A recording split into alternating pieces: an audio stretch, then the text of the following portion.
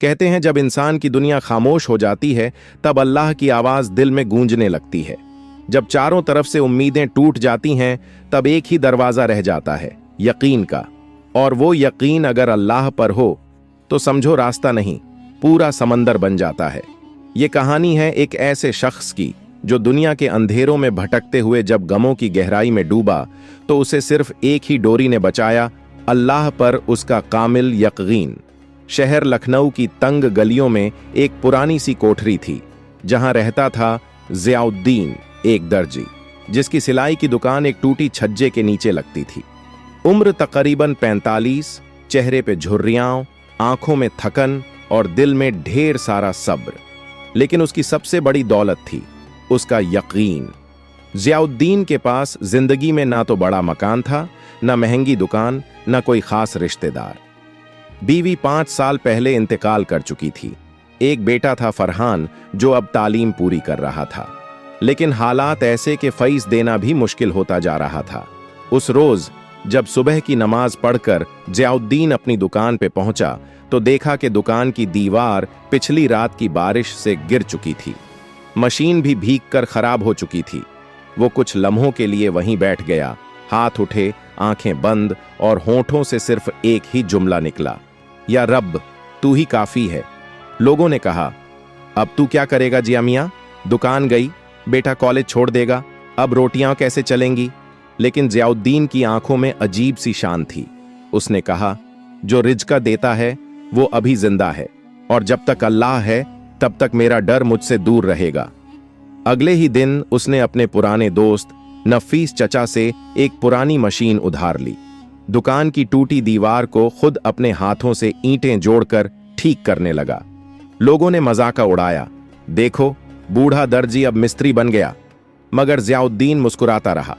हर ईंट रखते वक्त उसके होंठों पर दुआ होती, या अल्लाह ये मेरी मेहनत नहीं, तेरा फजल है, तू कबूल फरमा। उस हफ्ते ज़ियाउद्दीन की दुकान पर कोई ग्राहक नहीं आया, मगर वो रोज बिस्मिल्लाह कहकर दुकान खोलता, 2 रकत नमाज पढ़ता और एक कुर्सी पर बैठकर तस्बीह करता रहता। बेटा फरहान भी मायूस होकर कहता, अब्बू कुछ और सोचिए, ये सिलाई का काम अब नहीं चलेगा। लेकिन ज़ियाउद्दीन ने फरहान के कंधे पर हाथ रखकर कहा, बेटा अल्लाह ताले की चाबी देर से देता है, लेकिन जब देता है तो दरवाजा नहीं, पूरा खजाना खोल देता है। फरहान चुप हो गया। अगले दिन जो हुआ उसने कहानी का पहला मोड़ ला दिया। शाम के वक्त एक बड़ी गाड़ी दुकान के पास आकर रुकी। उसमें से एक औरत उतरी, बुर्का पहने हुए, चेहरे पर नूर और आंखों में गम। उसने ज़ियाउद्दीन से पूछा, क्या आप बच्चों के कपड़े भी सिलते हैं? ज़ियाउद्दीन ने अदब से सर झुकाया, जी बीबी, बच्चा हो या बड़ों का कपड़ा, हर टांका दुआ के साथ डालता हूं। औरत ने कहा, मेरे बेटे का जन्मदिन है और मैं चाहती हूं कि वो जोड़ा आप ही सिए, मगर पैसे अभी नहीं दे सकती, अगले महीने दूंगी। ज़ियाउद्दीन ने मुस्कुराकर जवाब दिया, बीबी हर सिलाई से पहले मेरा हिसाब ऊपर वाला करता है, आप फिक्र न कीजिए, जोड़ा तैयार होगा और बखूबी होगा। अगले 2 दिन ज़ियाउद्दीन ने जैसे इबादत की तरह उस बच्चे का जोड़ा सिया। रेशमी कपड़ा, महीन कढ़ाई और हर टांके में एक दुआ पिरोई, या अल्लाह इस बच्चे की जिंदगी में बरकत दे, इसे नेक राह पर चला। बेशक कपड़े छोटे थे, लेकिन ज़ियाउद्दीन का तजुर्बा बड़ा था। उसने हर टांके में वो मेहनत डाली जो अक्सर लोग शोहरत कमाने में लगाते हैं। तीसरे दिन वो औरत फिर आई, इस बार गाड़ी से नहीं, पैदल। चेहरे पे पर्दा वहीं था, लेकिन आवाज में नम्रता और आंखों में सुकून। जोड़ा हाथ में लिया, देखा और बस एक लम्हे के लिए खामोश हो गई। फिर धीरे से कहा, आपका शुक्रिया, मेरे बेटे के लिए आपने जो किया वो शायद उसके अपने भी न करते। ज़ियाउद्दीन ने बस इतना कहा, बीबी मैंने कुछ नहीं किया, ये तो मेरा फर्ज था, आप बस बेटे को अच्छे इंसान बनाइए, यही मेरी मेहनत की असली मजदूरी होगी। वो औरत कुछ कहे बिना जाने लगी, मगर जाते वक्त एक कागज का लिफाफ छोड़ गई। जब ज़ियाउद्दीन ने उसे खोला तो उसमें 20,000 रुपये थे और साथ में एक चिट्ठी। जिस यकीन से आपने मेरे बिना पैसों के ऑर्डर लिया, उसी यकीन ने मुझे मेरा अल्लाह याद दिला दिया। मैं हूं नसीमा बानो, शहर की सबसे बड़ी स्कूल ट्रस्ट की चेयरपर्सन। आप जैसे लोगों की हमें तलाश थी। अब से आप ही हमारे स्कूल यूनिफॉर्म्स के ऑफिशियल दर्जी होंगे। अल्लाह ने मुझे आपसे मिलवाकर मेरा ईमान ताज़ा कर दिया। जब ज़ियाउद्दीन ने ये चिट्ठी पढ़ी तो उसका दिल सिजदा करने को मजबूर हो गया। आंसू निकल आए, लेकिन वो आंसू गम के नहीं थे, शुक्राने के थे। उसने सुबह की नमाज पढ़ी और फरहान को आवाज दी, बेटा, अल्लाह का वादा कभी झूठा नहीं होता। देख, बिना मांगे उसने वो दे दिया जो हम सोच भी नहीं सकते थे। फरहान ने वो चिट्ठी पढ़ी और चुपचाप अपने अब्बा से लिपट गया। अब्बू, मुझे माफ कीजिए। मैंने आपसे कहा था कि सिलाई का काम अब नहीं चलेगा, लेकिन आज समझ आया कि जब काम में अल्लाह का नाम हो तो वो काम कभी बंद नहीं होता। कुछ ही हफ्तों में ज़ियाउद्दीन की छोटी सी दुकान के बाहर स्कूल यूनिफॉर्म्स की भीड़ लगने लगी। शहर के कई स्कूलों ने नसीमा बानो की सिफारिश पर उसी से सिलाई का काम शुरू कर दिया। पुरानी मशीन अब 4 मशीनों में बदल गई थी। फरहान ने अब्बा के साथ बैठकर ऑर्डर का हिसाब किताब संभालना शुरू किया, लेकिन अभी सफर खत्म नहीं हुआ था, क्योंकि कुछ हफ्तों बाद नसीमा बानो ने ज़ियाउद्दीन को एक चाय की दावत पर बुलाया और वहीं पर रखा अगला इम्तिहान। ऐसा इम्तिहान जो सिर्फ सच्चे यकीन वालों का होता है। सुबह कुछ अलग थी, हवा में सुकून था और ज़ियाउद्दीन की दुकान पर रौनक। बड़े बड़े स्कूलों के लोग लाइन में खड़े थे। कोई ऑर्डर देने आया था, कोई सलाह लेने और कोई तो बस उसकी दुआ मांगने आया था। इसी भीड़ के बीच एक कार आकर रुकी। बाहर निकली नसीमा बानो, चेहरे पर वही नकाब, लेकिन आंखों में आज एक अलग रोशनी थी। उन्होंने फरहान को मुस्कुराकर कहा, अपने अब्बा से कहिए कि आज शाम 5 बजे हमारे स्कूल ट्रस्ट के ऑफिस में तशरीफ लाएं। एक खास दावत है, सिर्फ उनके लिए। फरहान ने हाथ जोड़ लिए और अंदर जाकर ज़ियाउद्दीन को बताया। ज़ियाउद्दीन सोच में पड़ गया। क्या ये किसी नए काम का सिलसिला है या फिर कोई और इम्तिहान? शाम हुई। ज़ियाउद्दीन ने अपना साफ कुर्ता पायजामा पहना, सिर पर टोपी रखी और दुआ पढ़कर निकला। जब वो स्कूल ट्रस्ट पहुंचा तो अंदर एक बड़ी मेज पर 7-8 लोग बैठे थे। सब बड़े ओहदे के लोग, स्कूलों के प्रिंसिपल, ट्रस्ट के मेंबर और बीच में नसीमा बानो। ज़ियाउद्दीन ने अदब से सलाम किया और एक कोने की कुर्सी पर बैठ गया। तभी नसीमा बानो ने कहा, जनाब ज़ियाउद्दीन साहब, आज हम आपको सिर्फ शुक्रिया कहने नहीं बुलाए हैं। आपके यकीन ने हमें एक नई सोच दी है। आज शहर में ट्रस्ट की एक नई शाखा खुल रही है, एक स्कूल जिसका नाम होगा मदारिसुल यकीन, और हम चाहते हैं कि आप उसके डायरेक्टर बने। एकदम सन्नाटा छा गया। ज़ियाउद्दीन की सांसें जैसे थम गईं। मैं, उसने धीरे से कहा, मैं तो एक दर्जी हूं, सिलाई करता हूं। डायरेक्टर जैसा ओहदा मेरे बस की बात नहीं है। नसीमा बानो ने मुस्कुराकर जवाब दिया, दर्जी हैं, मगर उस रब के धागे से सिलते हैं जो लोगों के टूटे यकीनों को जोड़ता है। हमें ऐसे ही लोगों की जरूरत है जो बच्चों को सिर्फ किताबें नहीं, किरदार भी सिखा सकें। अब इम्तिहान शुरू हुआ। मेज पर बैठे एक साहब बोले, अगर आप ये ओहदा लेते हैं तो हर महीने 50,000 रुपए तनख्वाह होगी, साथ में एक गाड़ी, एक बड़ा घर और स्टाफ भी मिलेगा। मगर एक शर्त है, आपको अब सिलाई छोड़नी होगी। यह सुनते ही ज़ियाउद्दीन के चेहरे की रंगत बदल गई। सिलाई छोड़ दूं? उसने खुद से बुदबुदाया। वो काम जिसमें मैंने हर टांका अल्लाह के नाम पर डाला, वो रोजी जिसे मैं नेकी समझकर करता हूं, सिर्फ ओहदे के लिए उसे छोड़ दूं? सबकी निगाहें उस पर थीं। ज़ियाउद्दीन ने कुछ लम्हों तक खामोशी ओढ़े रखी, फिर बोला, मैं शुक्रगुजार हूं आप सबकी अजमत का और इस ओहदे के ऐलान का, मगर मेरी रिज़्क की चाबी अल्लाह के हाथ में है। अगर वो चाहेगा तो इस सिलाई से ही मुझे वो इज्जत देगा जो ओहदे नहीं दे सकते। मुझे अफसोस है, मगर मैं ये पेशकश नहीं ले सकता। कमरा खामोश था। किसी को यकीन नहीं हुआ कि कोई ऐसा भी जवाब दे सकता है जहां लोग ओहदे के लिए रिश्वत देते हैं, वहां ये आदमी उसे ठुकरा रहा था। नसीमा बानो उठी और उसने सबसे पहले ज़ियाउद्दीन का हाथ चूमा। आपने हमें एक और सबक सिखाया कि इज्जत कभी कुर्सियों से नहीं आती, बल्कि उस यकीन से आती है जो इंसान को अपने रब से जोड़े रखे। बात यहीं खत्म नहीं हुई थी। ज़ियाउद्दीन लौटते वक्त रास्ते में रुका, नमाज पढ़ी और बस एक दुआ की, या रब, अगर तेरा वादा सच्चा है तो तू मुझे कहीं बड़ा बना, लेकिन उसी राह पर रख जहां तेरा नाम जुड़ा हो। और फिर जो हुआ वो पूरे शहर के लिए एक मिसाल बन गया। सुबह की सफेदी आसमान पर फैल चुकी थी। जियाउद्दीन ने रोज की तरह अपनी दुकान खोली, सफाई की, चटाई बिछाई और तस्बीह हाथ में लेकर बैठ गया। दुकान के बाहर वहीं टूटा हुआ बैनर लटक रहा था जिस पर अब फेडेड अक्षरों में सिर्फ दर्जी लिखा था, मगर उसके अंदर की नीयत उतनी ही चमकदार थी। कुछ ही देर में एक अजनबी नौजवान दुकान पर आया। हाथ में एक पुराना थैला था और कपड़े का गट्ठर। उसने झुककर सलाम किया और बोला, हजरत, मेरी बहन की शादी है, 2 जोड़े सिलवाने हैं, मगर पैसे अभी नहीं हैं। शादी के बाद लौटा दूंगा अगर मंजूर हो तो। जियाउद्दीन ने बिना आंख उठाए कहा, कपड़े दे दो बेटे, और शादी के दिन मेरी तरफ से एक दुआ और जोड़ा और रहेगा तो हफे में। नौजवान हैरान हो गया। उसने कहा, मगर आप मुझे जानते नहीं। मैं जियाउद्दीन मुस्कुराया। बेटा, जिसे अल्लाह जानता है उसे जानने के लिए मुझे नाम की जरूरत नहीं। नौजवान चला गया। उसी वक्त एक बच्चा दुकान के बाहर खड़ा हो गया, नंगे पांव, फटे कपड़े और नजरें सीधे जियाउद्दीन की सिलाई मशीन पर। जियाउद्दीन ने इशारे से पास बुलाया और पूछा, भूख लगी है? बच्चे ने गर्दन हिलाई। जियाउद्दीन दुकान बंद कर सीधे पास की होटल ले गया। 2 पराठे और 1 कटोरी दाल मंगाई। बच्चा खाते वक्त रो पड़ा। बोला, अम्मी बीमार हैं और 3 दिन से मैंने कुछ नहीं खाया था। जियाउद्दीन ने उसे 2 और पराठे बांध दिए और पूछा, कहाँ रहते हो? बच्चा बोला, मकान नहीं है। प्लेटफॉर्म पर शाम को जियाउद्दीन अपनी कमाई से दवाई ले आया और बच्चे को घर ले गया। छोटा सा कमरा लेकिन बड़ा दिल। और वहीं से एक नया सिलसिला शुरू हुआ। अगले कुछ दिनों में दुकान पर कई लोग ऐसे आने लगे।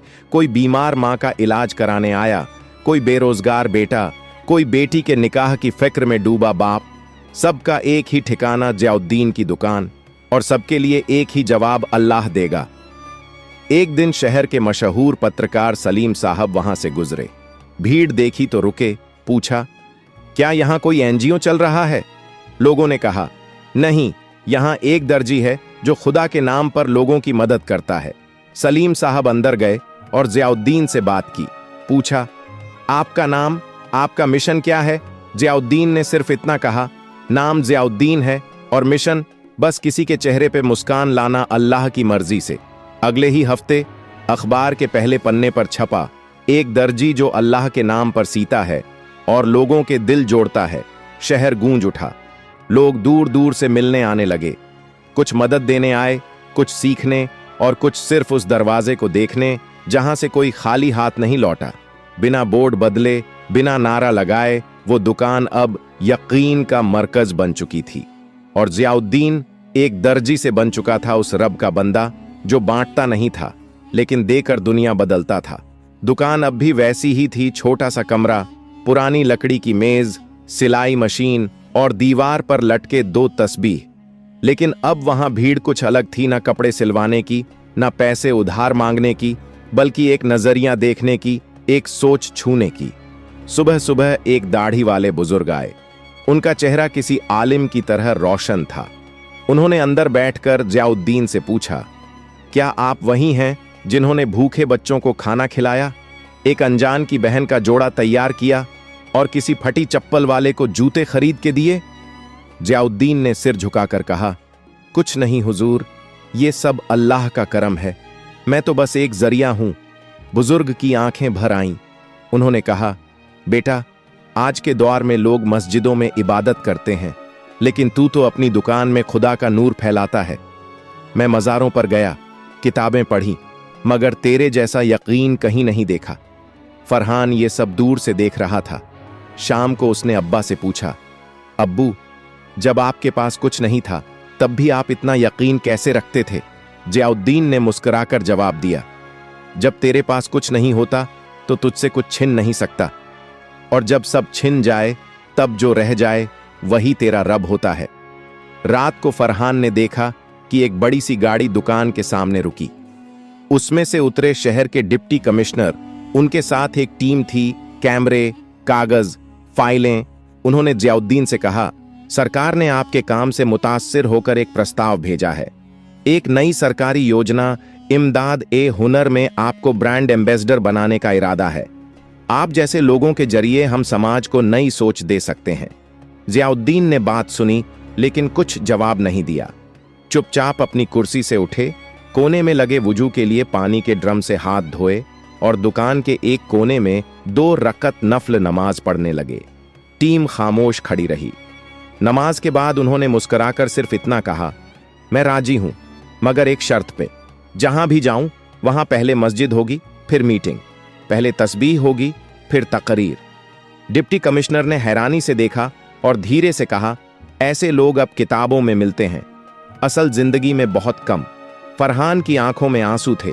अब्बा ने कंधे पर हाथ रखा और कहा, जब तू अल्लाह से जुड़ता है तो दुनिया तुझसे जुड़ जाती है, मगर जब तू दुनिया से जुड़ता है तो खुदा तुझसे दूर हो जाता है।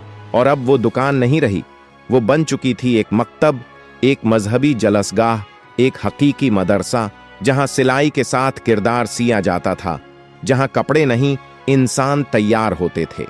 शहर की गलियों में अब ज़ियाउद्दीन का नाम किसी मशहूर अफसर या कारोबारी की तरह नहीं, बल्कि एक चुपके से मदद करने वाले बुजुर्ग के रूप में लिया जाने लगा था। मगर खुद ज़ियाउद्दीन को इन सब से कोई फर्क नहीं पड़ता था। उसकी जिंदगी अब भी वही थी, सुबह नमाज, दुकान की सफाई और फिर तस्बीह के साथ दिन की शुरुआत। फरहान ने एक दिन कहा, अब्बा, हम चाहें तो ये दुकान बड़ी बना सकते हैं, एक नया शोरूम खोलें, एसी लगवाइए, नाम चमकाएं, आप अब ब्रांड हैं। ज़ियाउद्दीन ने मुस्कुराकर बेटे की आंखों में देखा और कहा, बेटा, अल्लाह का नाम जितना सादगी से लिया जाए उतना असर करता है। दुकान बड़ी हो जाए, इसमें बुराई नहीं, मगर नीयत बड़ी रहनी चाहिए, नाम नहीं। जिस रोज ये दुकान मैं से चलने लगे और वो से न चले, उसी रोज इसे बंद कर दूंगा। अगले हफ्ते एक बुजुर्ग मौलाना आए लखनऊ के मशहूर दारुल उलूम से, और उन्होंने कहा कि उनके मदरसे में दीनी तालीम के साथ हुनरमंद बच्चों को सिलाई कढ़ाई की तालीम देने के लिए किसी ऐसे शख्स की जरूरत है जो हुनर के साथ यकीन भी सिखा सके। हमारे बच्चे कुरान तो पढ़ते हैं, मगर जिंदगी सीने वाला कोई नहीं। हमें दरकार है ऐसे उस्ताद की जो उन्हें खुददारी, सब्र और तवक्कुल सिखा सके। ज़ियाउद्दीन ने बिना देर किए हामी भर दी। अब हर जुमा को वो दारुल उलूम जाता, बच्चों को सिर्फ मशीन चलाना नहीं बल्कि अल्लाह की रजा के साथ काम करना सिखाता। एक दिन एक बच्चा आया, नाम था रईस, माँ का अकेला बेटा, जो कहता था, अम्मी कहती हैं मेहनत करना सीखो वरना दुनिया तुम्हें जूते पहनाएगी। ज़ियाउद्दीन ने उसके हाथ में तस्बीह देकर कहा, बेटा, मेहनत हाथ से करो और यकीन दिल से। जब दोनों साथ होंगे तो दुनिया नहीं, अल्लाह तुम्हें जूते देगा, और वो भी नए। मदरसे की छत से रोज शाम को बच्चों की आवाजें आती, या अल्लाह हमें भी अपने ज़ियाउद्दीन जैसा बना। और ये दुआ धीरे धीरे शहर से निकलकर सूबे में फैल गई। एक दिन मुख्यमंत्री के दफ्तर से फोन आया, हम चाहते हैं कि आप हुनर और हया मिशन के मुख्य सलाहकार बने, लाखों बच्चों को आपकी जरूरत है। ज़ियाउद्दीन ने सिर्फ इतना कहा, अगर मंच पर बैठने से बेहतर किसी बच्चे की सिलाई सुधारना है तो मैं वहीं बैठूंगा, मशीन के पीछे। उस रात फरहान ने देखा कि अब्बा अकेले दुकान में बैठे रो रहे हैं। पूछा, अब्बा, आप क्यों रो रहे हैं? ज़ियाउद्दीन ने कहा, जब लोग तुझे ताली दें तो न रो, मगर जब तुझे ये लगे कि तू वाकई अच्छा है तो जरूर रो, क्योंकि यही घड़ी है जब शैतान सीने में गुरूर का बीज बोता है। दिन बीतते गए, मगर ज़ियाउद्दीन की दिनचर्या वैसी ही रही। फज्र की नमाज, दुकान की सफाई, तस्बीह के साथ शुरुआत और हर सिलाई में अल्लाह का नाम। अब लोग कपड़े नहीं बल्कि दुआएं लेने आते थे। एक दिन एक बुजुर्ग औरत आई, गोद में 5-6 साल का बच्चा, आंखों में थकान और होठों पर खामोशी। वो बोली, बेटा बिस्तर पर है, बीमारी है, डॉक्टरी इलाज काम नहीं आया, किसी ने कहा कि आपसे मिलवाना जरूरी है। ज़ियाउद्दीन ने बच्चे का माथा सहलाया, कुरान की एक आयत पढ़ी, हाथ उठाकर दुआ की, या शाफी, तू ही है जो शिफा देता है, इलाज से नहीं अपनी रहमत से। और फिर बच्चे की मां से कहा, रोज सुबह एक चुटकी मिट्टी इस दुकान की दे जाना और उसके सिरहाने रख देना, दवा से नहीं यकीन से फर्क आएगा। 3 दिन बाद वही औरत दौड़ती हुई आई, बच्चे को गोद में लिए हुए। बच्चा मुस्कुरा रहा था, उठकर बैठ गया था। औरत ने रोते हुए कहा, आपने क्या दिया? ज़ियाउद्दीन ने जवाब दिया, मैंने कुछ नहीं दिया, अल्लाह ने लिया हुआ यकीन वापस कर दिया। अब रोज दुकान के बाहर एक छोटा लंगर लगने लगा, 2 पराठे, 1 कटोरी दाल और 1 प्याला पानी, हर भूखे के लिए।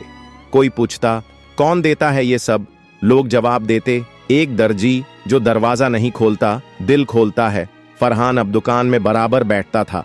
जियाउद्दीन ने उससे कहा, बेटा, ये दुकान अब सिर्फ हमारी नहीं, ये हर उस इंसान की है जो भूखा, बेसहारा या टूटा हुआ है। इसे नाम से नहीं, काम से जिंदा रखना। एक दिन एक बुजुर्ग तिब्बी हकीम आए। उन्होंने कहा, मैंने कई मर्जों का इलाज किया है, लेकिन यहां जो रूहानी सुकून है वो कहीं नहीं मिलता। क्या मैं कुछ वक्त यहां बैठा करूं? जियाउद्दीन ने मुस्कुराकर कहा, जब जगह अल्लाह के जिक्र से पाक हो जाए तो वहां हर दिल को आराम मिलता है। अब दुकान एक नई शक्ल लेने लगी थी, एक आध्यात्मिक अड्डा जहां लोग दुआ, मशवरा, तस्बीह और तवक्कुल लेने आते थे। सिलाई अब भी होती थी, मगर साथ साथ रिश्ते भी सिए जाते थे। एक शाम फरहान ने पूछा, अब्बा, क्या आप चाहते हैं कि यह दुकान बड़ी हो, नाम फैले? जियाउद्दीन ने कहा, नाम अगर फैले तो अल्लाह का फैले, और दुकान अगर बड़ी हो तो किसी भूखे के साए से बड़ी ना हो। दोपहर की तेज धूप थी। जियाउद्दीन दुकान के अंदर बैठे सिलाई कर रहे थे। तस्बीह पास ही रखी थी और सिलाई मशीन के हर टांके में उनकी आदत की तरह एक दुआ बुनी जा रही थी। बाहर से आवाजें आती रहती थीं, बच्चे खाना ले जा रहे थे, महिलाएं पानी पीने रुकती थीं, कोई बुजुर्ग आकर कुरान की तिलावत करता था। इसी माहौल में एक चमचमाती एसयूवी गली के मोड़ पर आकर रुकी। गाड़ी से उतरा एक शख्स, उम्र करीब 45, सूट बूट में, आंखों में तेज, हाथ में कीमती घड़ी और जूतों से लेकर चश्मे तक सब कुछ महंगा। आसपास के लोगों ने चौंक कर देखा। उसने सामने खड़े एक बच्चे से पूछा, यही है जियाउद्दीन की दुकान? बच्चे ने मुस्कुराकर कहा, जी हां, मगर दुकान कहिए मत, यह तो अल्लाह का आस्ताना है। वो ताजिर, जिसका नाम रईस अहमद था, दुकान में दाखिल हुआ। अंदर जियाउद्दीन सिर झुकाए काम में लगे थे।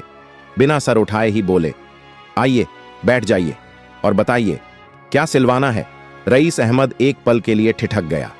वो शख्स जिसे पूरे शहर में वीआईपी ट्रीटमेंट मिलता था, यहां बिना देखे ही उसे आम शख्स की तरह बिठा दिया गया।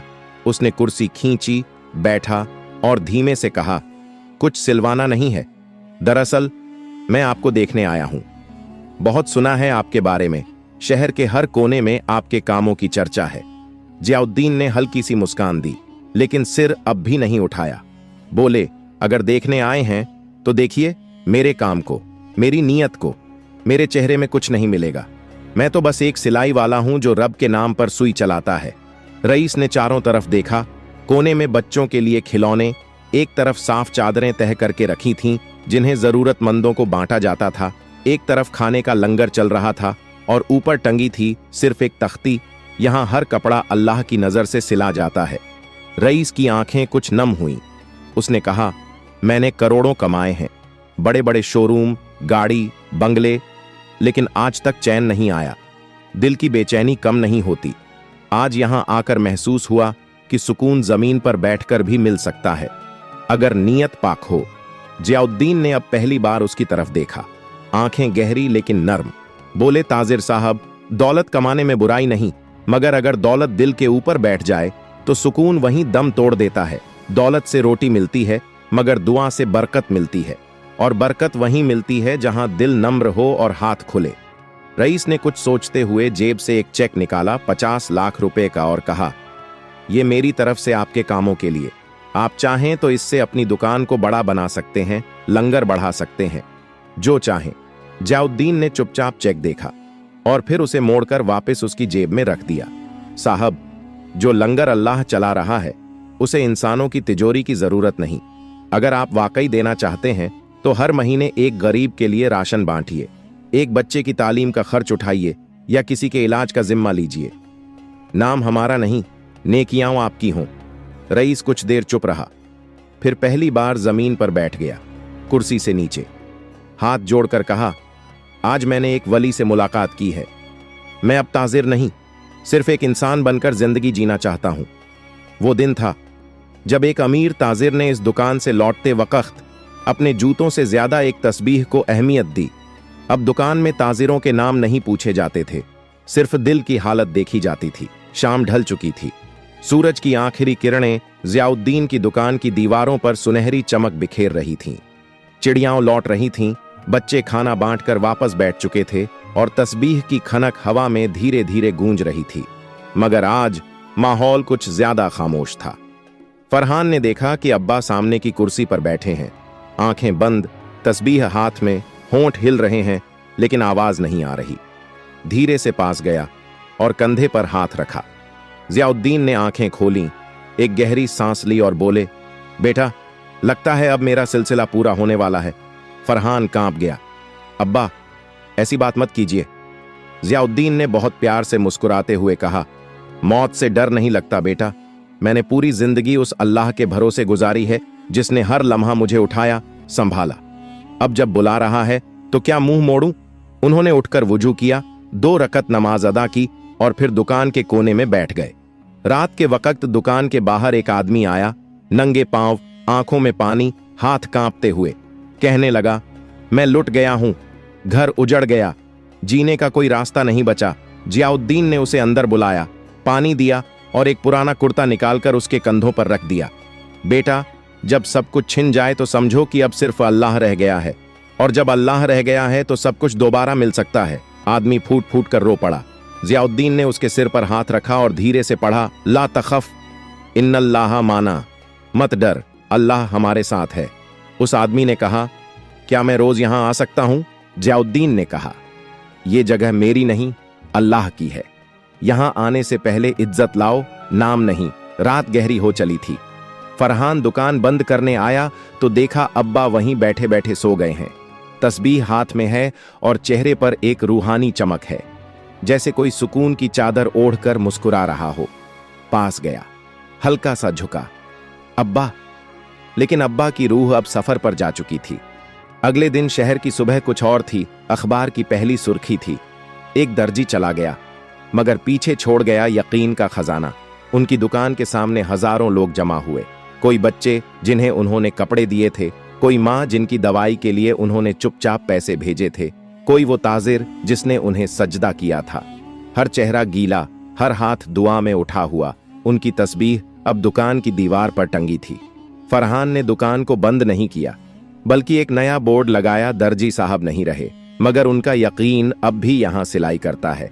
कभी किसी गली में कोई भूखा बच्चा आज भी पूछता है, क्या यहां वो बुजुर्ग रहते हैं जो बिना नाम पूछे रोटी देते थे? तो जवाब आता है, वो नहीं रहे, मगर उनकी खुशबू अब भी इस हवा में है, क्योंकि यकीन मरता नहीं, वो बस एक दिल से दूसरे दिल तक सफर करता है।